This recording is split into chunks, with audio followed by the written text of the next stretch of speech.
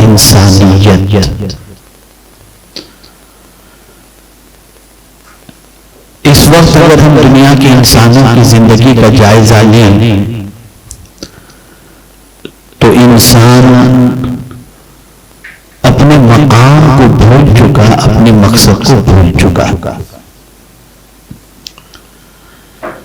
وہ انسان جسے رب قدیر جل جلالہ نے اپنے دست قدرت سے پیدا فرمایا کہ ارشاد فرمایا خلقت بیدی، آج اس انسان کی پوزیشن یہ ہے کہ سب سے سستا، سب سے گھٹیا اور سب سے کم قیمت اگر کسی کی رہ گئی ہے تو وہ انسان کی رہ گئی. آپ دیکھ رہے ہوں گے دنیا میں جو کچھ ہو رہا ہے، اور معاشرے میں زندگی گزارنے والے انسانوں کی زندگی کی صبح و شام کو دیکھ کر بھی آپ کی زبان کبھی کبھی یہ کہتی ہوئی دکھائی دے گی کہ انسان ہے یا جانور ہے. تو انسان اپنے مقام کو بھول گیا اور اپنے مرتبے کو فراموش کر دیا. وہ انسان جس کو پروردگار جل جلالہ نے اشرف المخلوقات کا تاج عطا فرماتے ہوئے ارشاد فرمایا وَلَقَدْ كَرَّمْنَا بَنِي آدَمَ، کہ بنی آدم کو میں نے تاج کرامت عطا فرمایا. وہ انسان جس کو پروردگار جل جلالہ اپنی مخلوقات میں سب سے اشرف اور اعلیٰ بنا کر کے بھیجا، آج وہ انسان انسانیت کی سطح سے گر کر اور انسان کی سطح سے گر کر حیوان سے بھی بدتر ہوتا ہوا دکھائی دیتا ہے. میں اس کو چند جھلکیاں آپ کے سامنے پیش کروں گا تو آپ اس کو محسوس کر سکیں گے. میرے پیارے آقا صلی اللہ علیہ وسلم کے پیارے دیوانوں، انسان انس سے بنا جس کے معنی ہوتی ہے معنی ہوتا ہے محبت. آپ ذرا دیکھیں کہ آج دنیا یہ کہہ رہی ہے کہ آرٹیفیشل انٹیلیجنس کا دور چل رہا ہے اور اس کی وجہ سے انسان کی ویلیو ختم ہو جائے گی اور معاشرے میں انسان بے روزگاری کا شکار ہو کر کسی کام کے لائق نہیں رہے گا، در بدر کی ٹھوکریں کھائے گا. لیکن میں آپ سے پوچھنا چاہتا ہوں کیا انٹیلیجنس صرف آرٹیفیشل ہے؟ آج تو آرٹیفیشل ریلیشن بھی ہو گئے، آرٹیفیشل بیہیویئر بھی ہو گیا. اب تو کوئی چیز آرٹیفیشل نہ ہو ایسا نظر نہیں آتا. اگر ہم تلاش کرنے کے لیے نکلیں تو اوریجنل صرف موت نظر آتی ہے، باقی ساری چیزیں آرٹیفیشل ہو گئی. ہم کسی سے مسکرا کر ملتے ہیں تو اس میں بھی آرٹیفیشل کی جھلک نظر آتی ہے. کسی کی نماز جنازہ میں شریک ہوتے ہیں تو اس میں بھی آرٹیفیشل کا معاملہ ہوتا ہے.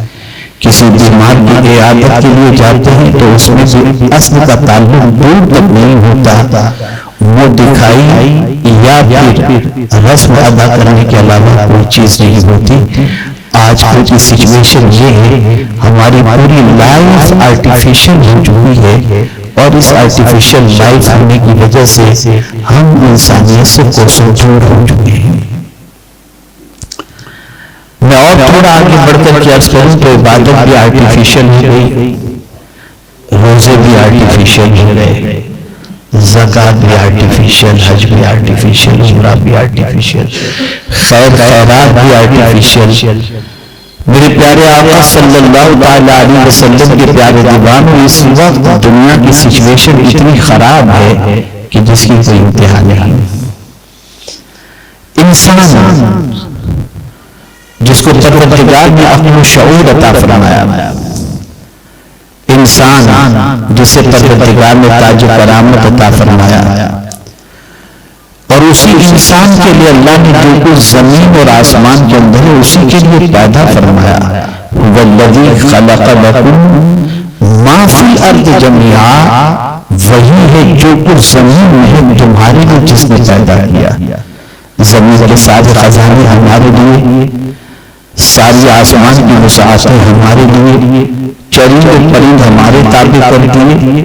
یہ ساری چیزیں ہمارے لیے پیدا کی گئی، لیکن ہمارا حال یہ ہے کہ ہمیں اللہ نے اپنے لیے پیدا کیا، لیکن ہماری سچویشن یہ ہے، جملہ ذہن میں محفوظ کر لی، سب کے لیے ٹائم ہے، رب کے لیے ٹائم نہیں. ایک عجیب زندگی سے انسان گزر رہا ہے. اس کو تھوڑا سا اور سمجھانے کی کوشش کریں. دنیا میں جتنی بھی نئی چیزیں کریٹ ہو رہی ہیں، ایجاد ہو رہی ہیں، اس کا بنانے والا اس نام سے بناتا ہے کہ اس سے سہولت پیدا ہوگی. مثال کے طور پر آج سے آپ 100 سال پیچھے چلے جائیے، ارجنٹ میں کسی کو کوئی انفارمیشن پاس کرنی ہوتی تو ٹیلی گرام کا دور تھا، اور اس کے لیے بھی کبھی 8 گھنٹے میں ٹیلی گرام پہنچتا، کبھی 12 گھنٹے میں پہنچتا. تو سب سے فاسٹ سروس ٹیلی گرام کی مانی جاتی تھی. لیکن آپ دیکھتے ہیں کہ وہ دور ختم ہوا، انفارمیشن جلدی سے پہنچے، میسج جلدی سے پہنچے. اس کے بعد پیجر کا دور آیا، فیکس کا دور آیا، پھر اس کے بعد اب ترقی کرتے کرتے اب آج کل آپ دیکھ رہے ہیں واٹس ایپ پہ، ای میل، یہ ساری چیزیں ہیں. ایک ہی سیکنڈ کے اندر آپ کی ساری انفارمیشن یہاں سے لے کر کے دنیا کی جس خطے میں آپ پہنچانا چاہیں آپ پہنچا سکتے ہیں. کیا یہ سہولت کے میسر ہونے کے بعد انسان کو سکون نصیب ہو رہا ہے یا انسان زیادہ بے چین ہو گیا؟ تو آپ محسوس کریں گے سہولتیں بڑھتی جا رہی ہیں، بے چینیاں بڑھتی جا رہی ہیں. کل تک جو سفر انسان 3 دن کے اندر طے کرتا تھا وہ آج 3 گھنٹے میں طے کر رہا ہے. کل تک جو کام گھنٹوں میں ہوا کرتے تھے، دنوں میں ہوا کرتے تھے، وہ اب منٹوں میں ہو رہے ہیں. ہونا تو یہ چاہیے کہ ان سہولتوں کے بعد انسان کی زندگی میں قرار زیادہ ہوتا، وقت زیادہ ہوتا، تاکہ معبود سے اپنے رشتے کو مضبوط کر سکے. لیکن ہم دیکھتے ہیں درد بڑھتا گیا، جو بڑھا گئی، انسان کی زندگی زیادہ بے چین ہو گئی. ہم اگر دیکھیں تو آج سے 50 سال پہلے جتنا انسان پرسکون نظر آتا تھا، مادی اور سوشل میڈیا اور یہ سارے میڈیا کے نہ ہونے سے پہلے، اتنا آج انسان پرسکون نظر نہیں آتا. انسان کی زندگی ختم ہوتی جا رہی ہے. انسان کی پوزیشن اطمینان و سکون سے محروم ہوتی ہوئی نظر آ رہی ہے. آخر کیا وجہ ہے، کیا سبب ہے، اس کو تھوڑا سا سمجھنا ہوگا. ڈاکٹر اقبال نے بڑی پیاری بات کہی ہے دل کے لیے موت مشینیں کی حکومت، ہے دل کے لیے موت مشینیں کی حکومت، احساس و مروت کو کچل دیتے ہیں آلات. یہ مشین ہے، یہ چھوٹا سا موبائل احساس کو بھی کچل کے رکھ دیا اور مروت کو بھی کچل کر رکھ دیا. میاں بیوی دونوں بازو میں بیٹھے ہوئے ہیں، لیکن میاں اپنے موبائل پر، بیوی اپنے موبائل پر. اور ابھی تو ایسا ہوتا ہے کہ ایک انسان ملنے کے لیے آیا، سامنے بیٹھا ہوا ہے، لیکن ہمارے پاس وقت نہیں ہوتا کہ ہم اس سے بات کریں. ہم اپنے موبائل میں مصروف ہیں اور بات چیت میں لگے ہوئے ہیں. یہ پوزیشن ہے، ان آلات نے احساس بھی ختم کر دیا اور مروت بھی ختم کر دی. یہ ڈے بائی ڈے ہمیں انسانیت سے دور لے جانے والی چیزیں اور اس کا ایڈکٹ انسان ہو جانے کی بنیاد پر آج کا انسان انسانیت کی سطح سے گر گیا. تھوڑا سا اور آگے بڑھیں. جب تک یہ چیزیں ایجاد نہیں ہوئی تھی، جب تک یوٹیوب کا دور نہیں تھا، انسان کسی لڑکی کو دیکھنے سے پہلے بھی 50 بار سوچتا تھا کہ شاید مجھے کوئی دیکھ نہ لے، کوئی مار نہ دے، کوئی کچھ کہہ نہ دے. لیکن آج اسے کسی کو دیکھنے جانے کی ضرورت نہیں. اپنے گھر کی 4 دیواری میں، رات کی تاریکی میں جو دیکھنا چاہے، جیسے مناظر دیکھنا چاہے، وہ دیکھ کر اپنے جذبات کی تسکین کر سکتا ہے. آپ ذرا سوچیے کس طریقے سے دنیا کو انسانیت کی سطح سے گرانے کی کوششیں کی جا رہی ہیں اور معاشرہ اس کے دلدل میں ڈوبتا جا رہا ہے. ابھی پرسوں کی بات ہے، 2-3 دن پہلے کی بات ہے، ہم اور قاضی صاحب دبئی اجتماع کے لیے گئے ہوئے تھے. اجتماع کر کے منڈے کو یہ آگے، میں منڈے کو شارجہ میں تھا، تو مجھے جان کر خوشی ہوئی کہ یونائٹڈ امارات کا جو مسئلہ، امارات جس کو کہتے ہیں، وہ 7 علاقوں سے بنا ہوا ہے. متحدہ عرب امارات، شارجہ ہے، ابو ظبی ہے، دبئی ہے. شارجہ کا جو کنگ ہے وہ اپنے علاقے کے اندر اپنی پورے انڈر کنٹرول ایریا کے اندر کسی قسم کی بے حیائی کی پروانگی اور اجازت نہیں دیتا. باہر نکھڑ کو نماز کے لیے انتظام، مسجد کا انتظام، نہ شراب، نہ الکوہل، نہ ڈانس، نہ گانا، نہ باجا، کوئی کسی چیز کو الاؤ نہیں کیا اس نے. بلکہ اس کی خود کی پوزیشن یہ ہے کہ پرسنل لوگوں سے ٹچ میں رہتے ہوئے یہ کہتا ہے کہ کیا میری طرف سے تمہیں کوئی تکلیف پہنچ رہی ہے؟ اگر پہنچتی ہے تو کمپلین کرو، مجھے اللہ کی بارگاہ میں جواب دینا ہے. قطع نظر اس سے کہ اس کا عقیدہ کیا ہے یا کیا ہے، وہ اس سے مجھے غرض نہیں. میں بتا رہا ہوں اب وہاں کے انسانوں کی زندگی کیسی ہے کہ جو لوگ دبئی میں جاب کرتے ہیں، رہنا شارجہ ہی میں پسند کرتے ہیں. جو لوگ تھوڑا سا بھی دینی شعور رکھتے ہیں تو وہ اپنے بچوں کو برائیوں سے بچانے کے لیے دبئی کی بجائے شارجہ میں رہتے ہیں. کہنے کا مقصد یہ ہے کہ برائیاں پھیل رہی ہیں، برائیوں کا سیلاب انسانوں کو اپنی لپیٹ میں لے رہا ہے، اور ڈے بائی ڈے حل من مزید، اور زیادہ اور زیادہ اور زیادہ اس کی تڑپ میں انسان اتنا آگے نکل گیا، اتنا آگے نکل گیا کہ جس چیز کے لیے انسان کو اللہ نے پیدا کیا تھا وہ مقصد انسان بھول گیا. اس کو شاعر نے کہا ہے، درد دل کے واسطے پیدا کیا انسان کو، ورنہ طاعت کے لیے کچھ کم نہ تھے کٹ روپیہ. درد دل، ایک انسان کا درد انسان کے دل میں پیدا ہو، اس کے لیے انسان کو پیدا کیا گیا. عبادت وہ بھی تو ہے نا. امام غزالی علیہ رحمۃ والرضوان ہے، جب ان کے بھائی نے ان سے سوال پوچھا کہ عبادت کسے کہتے ہیں، تو جواب میں انہوں نے فرمایا تھا کہ اللہ کے حقوق کو ادا کرنا اور اللہ کے بندوں کے حقوق کو ادا کرنا، یہ ہے عبادت. آج نماز پر زور ہے، روزے پر زور ہے، حج پر زور ہے، زکوٰۃ پر زور ہے، لیکن بندگان خدا کے حقوق کی ادائیگی پر زور نہیں ہے. اور یہی در حقیقت انسانیت ہے. اللہ کے رسول صلی اللہ تعالی علیہ وسلم نے 40 سال تک لوگوں کو انسان بنایا.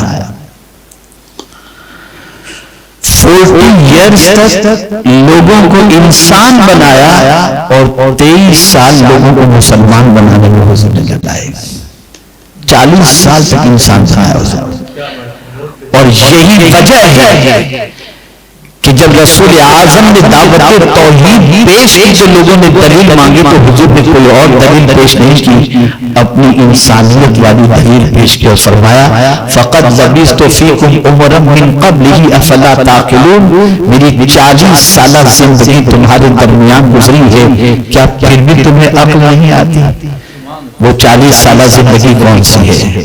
نماز تو بہت بعد میں فرض ہوئی، ہجرت سے پہلے فرض ہوئی، باقی ارکان تو مدینہ منورہ میں. اس سے پہلے حضور نے انسانیت کا سبق دیا، اس سے پہلے لوگوں کو انسانیت کا درس دیا، اس سے پہلے رسول اعظم صلی اللہ علیہ وسلم نے بتایا کہ انسانیت کیا چیز ہے.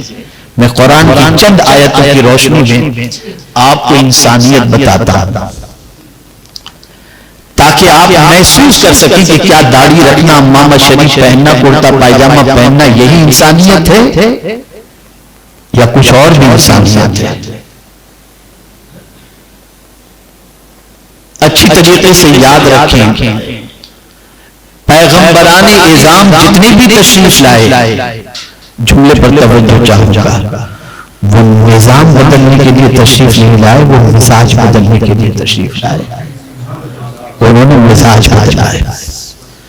ہمارا حال یہ کہ ہم بھوکوں کو کھانا کھلا کر کے فخر محسوس کرتے ہیں، اللہ کا شکر ادا کرتے ہیں، اچھی بات ہے، لیکن رسول اعظم نے صرف ایک بھوکے کو کھانا کھلا کر ثواب جمع کرنے کا مزاج نہیں بنایا، ایک ایسا معاشرہ تشکیل پایا حضور کے ذریعے کہ اس معاشرے میں بسنے والا ہر شخص کسی کو بھوکا دیکھ ہی نہ سکے۔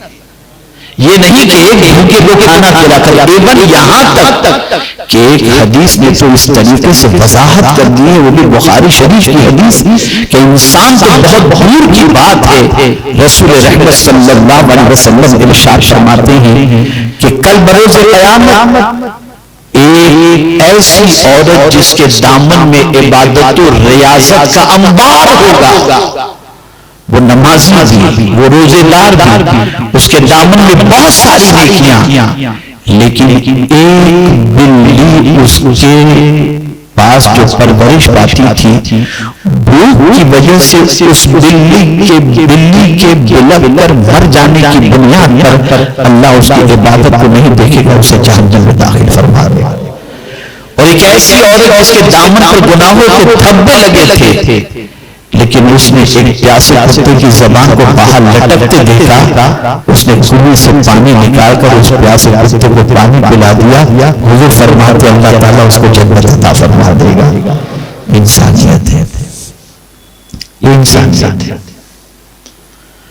حضور صلی اللہ علیہ وسلم نے ایک نظام تیار کیا۔ آپ دیکھیں مکہ مکرمہ میں ٹوٹل پاپولیشن انسانوں کا کتنا تھا؟ اپروکسیمیٹلی 10,000 کے قریب، اور 13 سال تک رسول اعظم صلی اللہ علیہ وسلم نے دعوت و تبلیغ فرمائی، اور 40 سال تک حضور نے پریکٹیکل اپنی لائف کے درمیان گزاری۔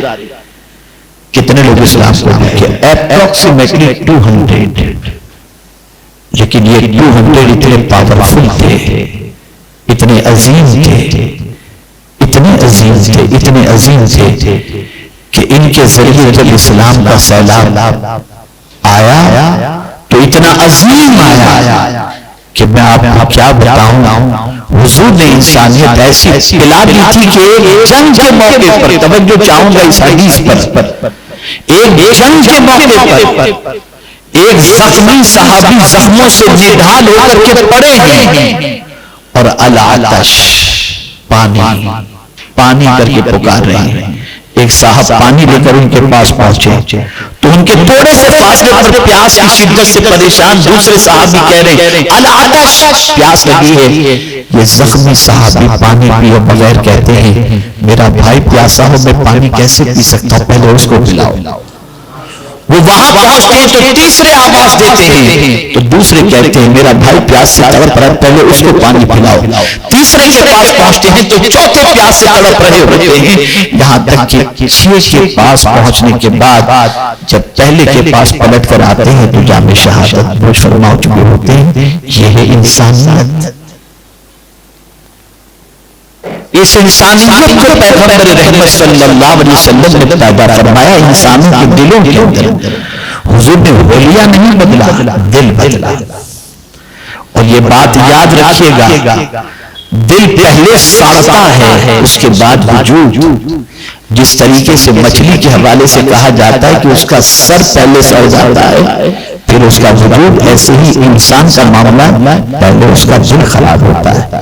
اور حضور نے اس کی طرف نشاندہی فرمائی، ارشاد فرمایا الا ان فی الجسد مضغۃ اذا صلحت صلح الجسد كله واذا فسدت فسد الجسد كله الا وهي القلب۔ آگاہ ہو جاؤ کہ جسم کے اندر گوشت کا ایک ٹکڑا ہے، اگر وہ سمجھ گیا تو پورا جسم سمجھ جائے گا، اگر وہ بگڑ گیا تو پورا جسم بگڑ جائے گا۔ الا وهي القلب، جان لو وہ دل ہے، وہ دل ہے، وہ دل ہے۔ اب دل بگڑ گیا۔ میری نظر سے غوث پاک کا ایک ارشاد گزرا، میں کافی دیر تک اس ارشاد کو پڑھنے کے بعد اس ارشاد کی لذت میں گم رہا۔ غوث پاک علیہ رحمت و رضوان ارشاد فرماتے ہیں بندے اللہ کے گھر کو غیر کی محبت سے خالی کر دے، یعنی کہ دل کو اب تیری سچویشن یہی ہونی چاہیے، الخلق عیال اللہ، مخلوق اللہ کا کنبہ ہے، خیر الناس من ینفع الناس، لوگوں میں بہتر وہ ہے جو لوگوں میں لوگوں کو نفع پہنچانے والا ہو۔ آج آپ دیکھ لیں میرے پیارے آقا صلی اللہ علیہ وسلم کے پیارے دیوانوں، کہاں انسانیت نظر آتی ہے؟ سسک رہی ہے انسانیت، تڑپ رہی ہے انسانیت۔ آئیے انسانیت کو میں قرآن کی روشنی میں سمجھاؤں۔ دین اتنی عظیم چیز ہے، اللہ کے رسول صلی اللہ علیہ وسلم نے اللہ عز و جل نے اپنے محبوب صلی اللہ علیہ وسلم سے کیسے شخص کے بارے میں فرمایا جو دین کو جھٹلاتا ہے۔ کون ہے دین کو جھٹلانے والا؟ وہ شخص جو انسانیت کی سطح سے گر گیا ہے۔ کون؟ ارائیت الذی یکذب بالدین، کیا آپ نے دین جھٹلانے والے کو دیکھا؟ فذلک الذی یدعو الیتیم، جو یتیموں کو دھکا دیتا ہے۔ یتیم کو دھکا دینے والا انسان انسانیت کی سطح سے گر جاتا ہے، اور یتیم کی پرورش کرنے والا انسان، حضور کے فرمان کے مطابق سرکار فرماتے ہیں قیامت کے دن یتیم کی پرورش کرنے والا مجھ سے اتنا قریب ہوگا جتنی کہ یہ دو انگلیاں ایک دوسرے کے قریب ہیں۔ آج کیا ہو رہا ہے؟ آج ذرا دیکھ لیں معاشرے کی سچویشن، آج معاشرے کے حالات کو دیکھ لیں، یتیموں کے ساتھ سلوک کو دیکھ لیں۔ میرے رب کے علم میں یہ بات ہے، اور میرا مولا انسانوں کو پیدا کرنے والا ہے تو وہ انسانوں کی فطرت جانتا ہے کہ ایک زمانہ آئے گا کہ انسان یتیموں کے مال کو کھائے گا، اور آج کھایا جا رہا ہے۔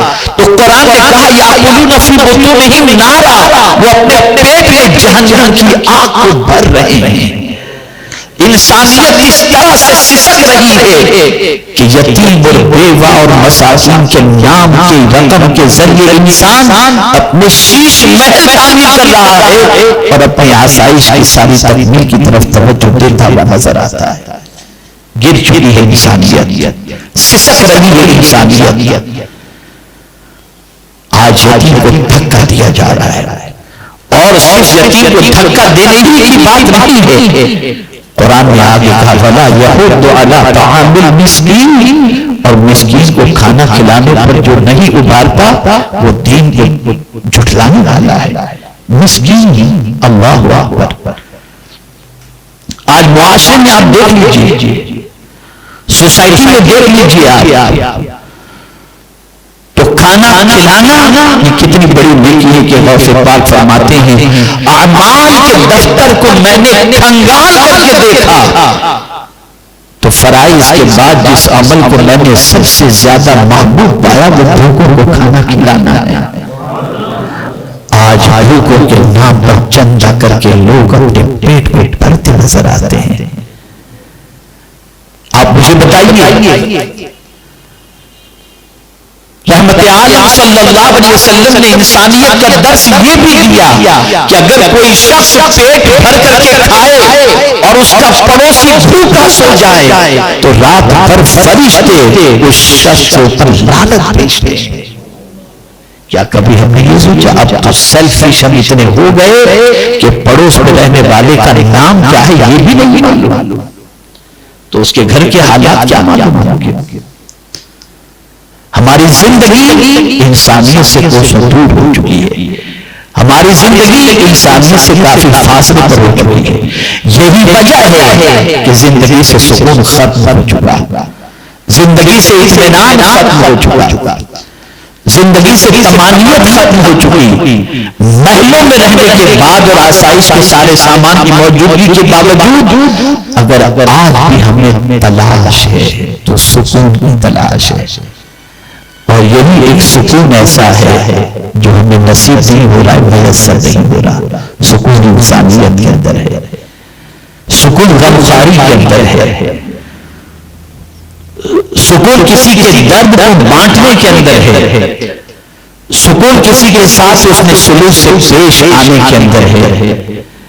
میاں ثواب کی توقع اور ثواب کی لالچ تو نہیں کرو، اللہ کی رضا کے لیے کوئی کام کر کے دیکھو تو ثواب بھی ملے گا اور مولا کی خوشی بھی حاصل ہو جائے گی۔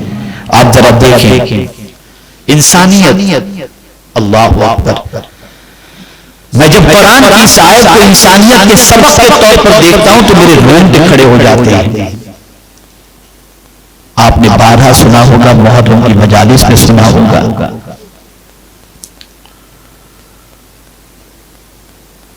حسنین کریمین بیمار ہوتے ہیں، رسول اعظم صلی اللہ علیہ وسلم نے فرمایا نظر مان لو 3 روزے کی، اللہ بچوں کو شفا عطا کر دے گا۔ خاتون جنت نے نظر مانی، گھر میں کھانے کے لیے کچھ نہیں، روزہ رکھ لیتی ہیں، مولا علی قدم اللہ تعالی وجہہ الکریم یہودی کے پاس سے آٹا لے کر آتے ہیں، پہلے دن کے افطار کے لیے روٹیاں بنتی ہیں، توجہ چاہوں گا، تھوڑا سا ذہن دوڑا کر اپنی زندگی کی طرف ہم دیکھیں اور پھر انسانیت کو سمجھنے کی کوشش کریں۔ قرض سے لائے ہوئے آٹے سے روٹیاں بنی ہوئی، افطار کا وقت، دسترخوان کے اوپر روٹیاں پڑی ہوئی، ایک مسکین نے آواز لگائی دروازے پر، اللہ کے نام پہ کچھ دے دو، بھوکا ہوں۔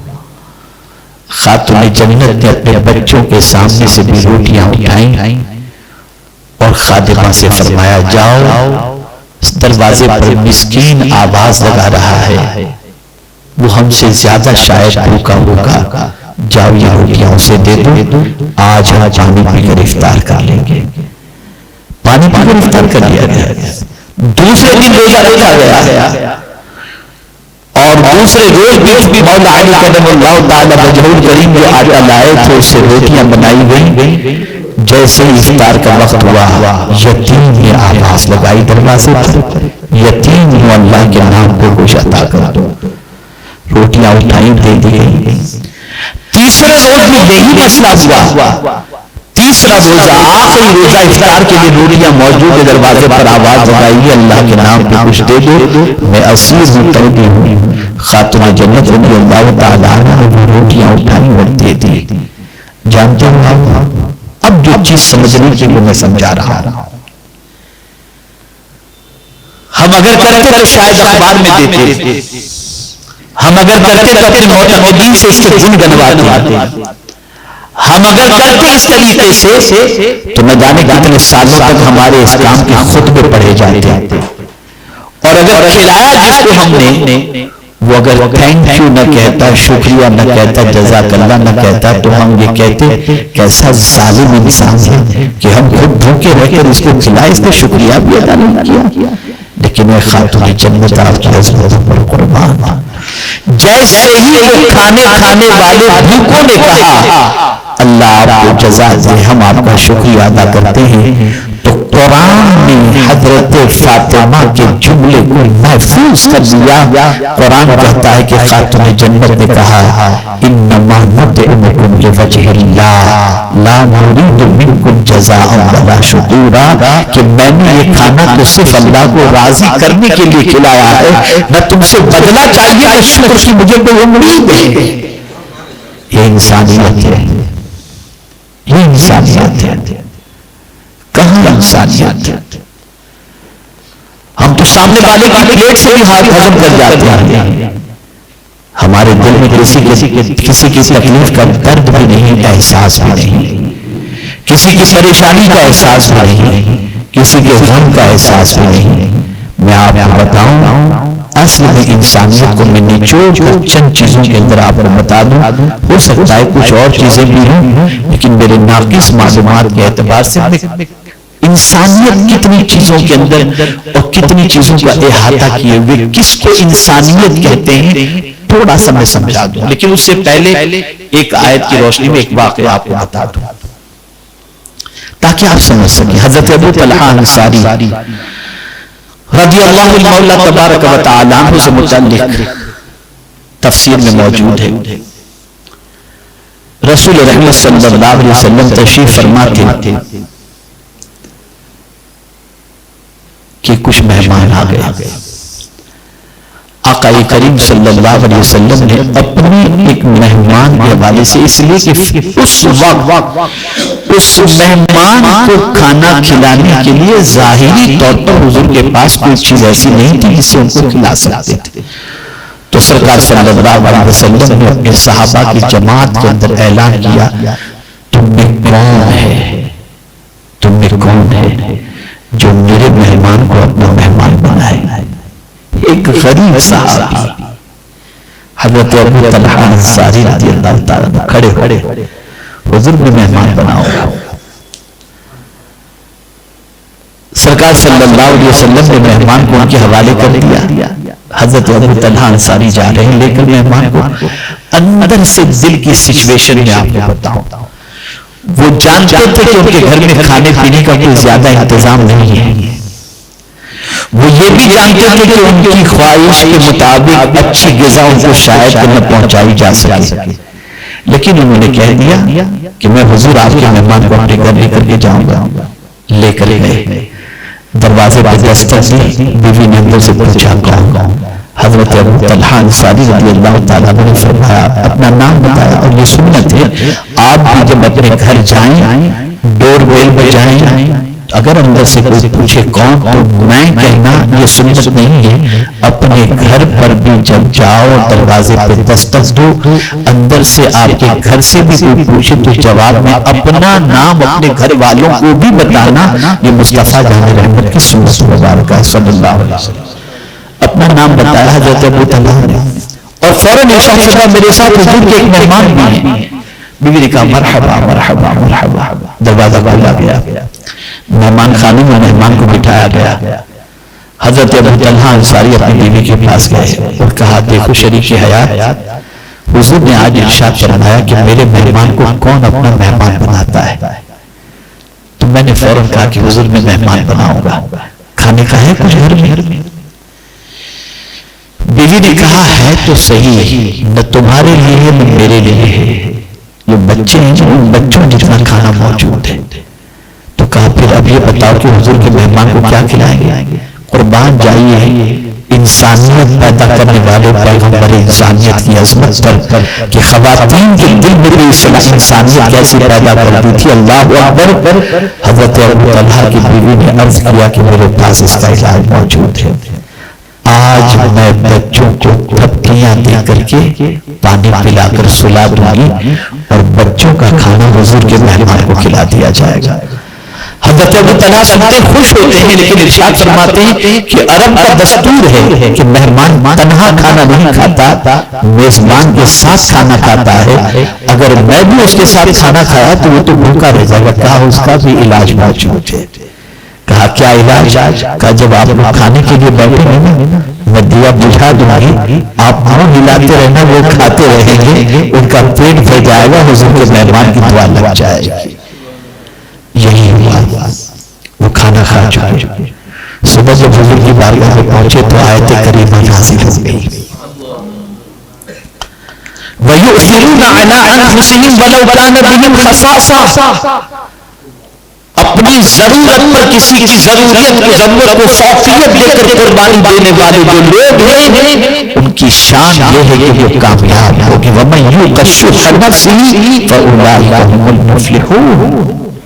یہ انسانیت حضور نے پیدا کی تھی، یہ درد انسانیت آقا کریم صلی اللہ علیہ وسلم نے انسانوں کے دلوں میں پیدا کیا۔ ہمارا دل سخت ہو چکا ہے، ہمارا دل اتنا سخت ہو چکا کہ بھوکوں کو بھوکا دے کر کے بھی ہمیں فرق نہیں پڑتا، بلکہ اللہ معاف فرمائے ایکسیڈنٹ ہوتا ہے تو ویڈیو بنانے میں لوگ لگے رہتے ہیں، مریض کو اٹھا کر ہاسپٹل پہنچانے کی فکر نہیں رہتی۔ اس حد تک ضمیر ہمارا مردہ ہو چکا ہے۔ اب آئیے میں سمجھاتا ہوں انسانیت ہے کیا۔ پہلی چیز، کسی کو تکلیف میں دیکھ کر خود تکلیف میں گرفتار ہو جانا یا اس کی تکلیف کو محسوس کرنا، یہ ہے انسانیت۔ یہ نہیں کہ کسی کو غم میں دے کر کے چھوڑو کیا کرنا ہے گئی۔ آج اگر آپ دیکھیں تو یہی چیز آپ کو ملے گی، کسی کو تکلیف میں دیکھ کر اگر آپ کے دل کے اندر درد محسوس ہو رہا ہے، تکلیف محسوس ہو رہی ہے، اور آپ کا دل اندر سے رو رہا ہے، تو آپ کے اندر ابھی بھی انسانیت زندہ ہے، ابھی بھی انسانیت زندہ ہے۔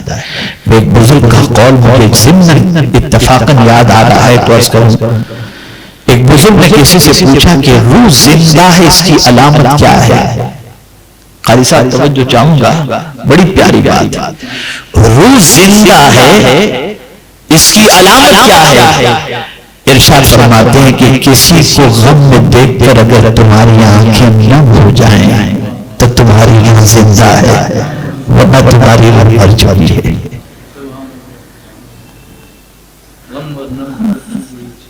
سوچیے آپ، درد کسی کو ہو، تکلیف کسی کو ہو، آپ کو اس تکلیف کا احساس ہو۔ اگر یہ احساس زندہ ہے تو انسان ہے، انسانیت آپ کے اندر موجود ہے۔ نمبر 2، کسی کو تکلیف پہنچانے کا خیال بھی دل میں نہ لانا، یہ انسانیت ہے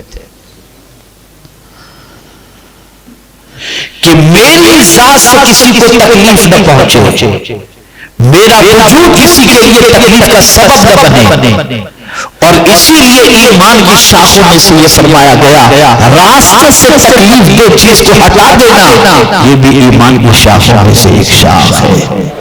مومن جو ہوتا ہے وہ تکلیف دہ چیزوں کو ہٹاتا ہے، تکلیف کا سبب نہیں بنتا، تکلیف کا ذریعہ نہیں بنتا۔ یہ بہت تفصیلی ٹاپک ہے، میں تکلیف کے لیے اشارے کنائے سے بھی قرآن نے کیسے روکا ہے کہ اس سے بھی جو تکلیف ہوتی ہے وہ بھی مت کرو۔ مثال کے طور پر ماں باپ کے سامنے انسان جو کاندھے اچھالتا ہے، اس سے قرآن نے منع کیا، اس سے ماں باپ کو تکلیف پہنچتی ہے۔ کسی کے سامنے منہ ٹیڑھا کرنا قرآن نے منع کیا ہے، اس سے بھی سامنے والے کو تکلیف پہنچتی ہے۔ اشارے سے منع فرمایا، اس سے بھی سامنے والے کو تکلیف پہنچتی ہے۔ یہاں تک کہ 4 آدمی بیٹھے ہو تو 2 الگ جا کر کے بات نہ کرو، اس سے بھی انسان کو تکلیف پہنچتی ہے، حضور نے اس سے بھی منع فرمایا۔ تو جس چیز سے انسان کو تکلیف پہنچتی ہو اس سے اپنے آپ کو روکنا، یہ ہے انسانیت، یہ ہے انسانیت۔ اسی کے ساتھ اگر اللہ نے کسی کی خدمت کا موقع عطا کیا اور کسی کے درد میں آپ شریک ہوئے، زندگی پر اس کو اس کا احساس نہ دلانا اور احسان نہ جتانا، یہ ہے انسانیت، یہ ہے انسانیت۔ اور اسی کے ساتھ سب کچھ مل جانے کے بعد، بلند و بالا مقام مل جانے کے بعد کچھ نہ سمجھنا، یہ ہے انسانیت۔ قربان جائیے، جس رسول کا ایک قدم فرش پر اور دوسرا قدم عرش پر تھا، وہ رسول جب مدینے کی گلی سے گزرتے ہیں تو ایک ایسی عورت جس کے بارے میں مشہور تھا کہ اس کو پاگل پن کا دورہ پڑتا ہے، وہ عورت حضور کا ہاتھ پکڑتی ہے اور کہتی ہے مجھ سے سنو میری بات شاہ۔ حضور اس کے ساتھ راستے پر بیٹھ جاتے ہیں اور بیٹھ کر کے اس کی بات سنتے ہیں۔ اللہ اکبر، مصطفیٰ جان رحمت نے یہ نہیں سوچا کہ میں فرش پر ہوں، میں عرش پر بھی رہنے والا ہوں، اللہ کا محبوب ہوں، لیکن اس دکھیاری عورت کی بات سن کر کے حضور نے بتا دیا کہ انسانیت کس کو کہا جاتا ہے، یہ ہے انسانیت۔ اس لیے آج اپنے اندر انسانیت پیدا کرنے کی ضرورت ہے۔ حلیہ بدلنے سے کچھ نہیں ہوگا، مزاج بدلو، سوچ بدلو، فکر بدلو، اپنے دل کے اندر درد پیدا کرو، کسی کا بھی درد پیدا کرو۔ مجھے تو یاد آتا ہے تو میرے رونگٹے کھڑے ہو جاتے ہیں۔ اللہ اکبر، ایک بزرگ کی بخشش ہوئی، عالم خواب میں کسی نے دیکھا اور پوچھا حضور آپ تو رات پر عبادت کرتے تھے، کثرت سے تلاوت کرتے تھے، ہم یہ جاننا چاہتے ہیں کہ اللہ نے آپ کو بخش دیا، سبب کیا بنا؟ کون سی عبادت ذریعہ بنی جس کی وجہ سے اللہ نے آپ کو بخش دیا؟ فرماتے ہیں ایک وجہ بنی ہے، اور وہ یہ کہ میں قلم قلم، اس زمانے میں فاؤنٹن پین اور انک پین وغیرہ نہیں ہوتی تھی. پین پہ جو ہے لکڑی کا قلم ہوتا تھا، اس کو ڈبویا جاتا تھا، انک کے اندر پہ لکھا جاتا تھا. فرماتے میں نے اپنے لکڑی کے قلم کو سیاہی کے اندر ڈبویا اور جیسے لکھنے کے لیے اٹھایا تو نو کے قلم پر ایک مکھی آ کر کے بیٹھ گئی اور اینک پینے لگی. میں نے لکڑی کے قلم کو ایسے ہی پکڑ رکھا، اس وقت تک قلم کو نہ ہلایا جب تک کہ مکھی نے ساری اینک پی نہ لی. میرے مولا کو میری یہی ادا پسند آ گئی اور اللہ نے مجھے بخش دیا. یہی انسانیت، یہ ہے انسانیت. اس چیز کو اپنے اندر پیدا کرو. تکلیف دینے کا تصور نکالو، راحت پہنچانے کا تصور اپنے اندر پیدا کرو. اور کسی کے غم میں خوش ہونا یہ مومن کی علامت نہیں. مومن وہ ہوتا ہے کہ غمگین کو دیکھ کر خود غمگین ہو جائے، یہ انسانیت کی علامت ہے. میرے پیارے آقا صلی اللہ تعالی علیہ وسلم کے پیارے دیوانوں، اس سبق کو ہمیں زندہ کرنا ہے اور ایسا مسلمان بننا ہے، ایسا بڑا بڑا دل اپنے اندر رکھنا ہے اور اس انسانیت کے سبق سے لیس ہو کر ہمیں زمانے کے سامنے آنا ہے تاکہ دنیا دیکھ کر کہے کہ یہ انسان نظر آ رہا ہے. آج ہماری پوزیشن یہ ہے کہ چلتے پھرتے ایک لاشے کی طرح آج کا انسان نظر آتا ہے. بلکہ میں یہ کہوں تو غلط نہ ہوگا کہ خود غرضی کا خول اور خود غرضی کا بھوت اتنا انسان کے سر پر سوار ہو چکا ہے کہ وہ اپنے فائدے کے علاوہ کسی کے فائدے کے بارے میں سوچنا بھی نہیں چاہتا، بلکہ اگر کسی کے نقصان سے خود کا فائدہ ہوتا ہو تو وہ کرنے کے لیے بھی تیار ہو جاتا ہے. اس سے باہر نکلو، انسانیت کے سبق کو سیکھو. ہمارے رسول صلی اللہ علیہ وسلم نے ہم کو انسانیت کا سبق دیا، انسانیت کا درس دیا اور میرے آقا صلی اللہ علیہ وسلم نے ایسے انسان تیار فرمائے جن کے اندر انسانیت تھی اور ان کی انسانیت کو دیکھ کر کے ہی لوگوں نے بیت المقدس کی چابی بھی حوالے کر دی تھی. کون نہیں جانتا غلام سواری پر سوار ہے اور آقا رکعت تھامے ہوئے اور جو لگام تھامے ہوئے جا رہے. کون نہیں جانتا فاروق اعظم کے ہاتھ میں جب بیت المقدس کی چابی دینی تھی تو سچویشن یہی تو تھی نا کہ غلام سواری پر تھا اور فاروق اعظم لگام تھامے ہوئے تھے. یہ دیکھ کر دنیا پکار اٹھی تھی کہ اس طریقے سے اسلام کی تعلیم، اس اسلام کو کروڑوں سلام. تو وہ لوگ ایسے انسان بن چکے تھے اور انسانیت کے سبق کو اس طرح سے سیکھ چکے تھے کہ سارے بھید، سارے فرق اس کو اٹھا کر کے کنارے پر رکھ دیا تھا. اور کوئی آقا کوئی غلام والی پوزیشن نہیں تھی، بلکہ جس کو جو فضیلت تھی وہ تقویٰ کی بنیاد پر تھی، اللہ کے ڈر کی بنیاد پر تھی. اور ہر ایک کے حق کو صحیح طور پر ادا کرنا، ہر ایک کی تکلیف کو تکلیف سمجھنا اور ہر ایک کو راحت پہنچانا، یہ جب انسانوں کی زندگی کا شیوا تھا. اور صحابہ کرام علیہم رضوان کا طرز حیات یہی تھا جس کی بنیاد پر اللہ عز و جل نے ان کو وہ فتح و نصرت عطا فرمائی کہ قلیل مدت کے اندر دنیا کے کئی بر اعظموں پر انہوں نے قبضہ کر لیا تھا. یاد رکھیں آج اسی انسانیت کی ضرورت ہے. ہمارے اندر سے حیوانیت کو نکالنا ہوگا اور انسانیت ہمارے اندر پیدا کرنی ہوگی.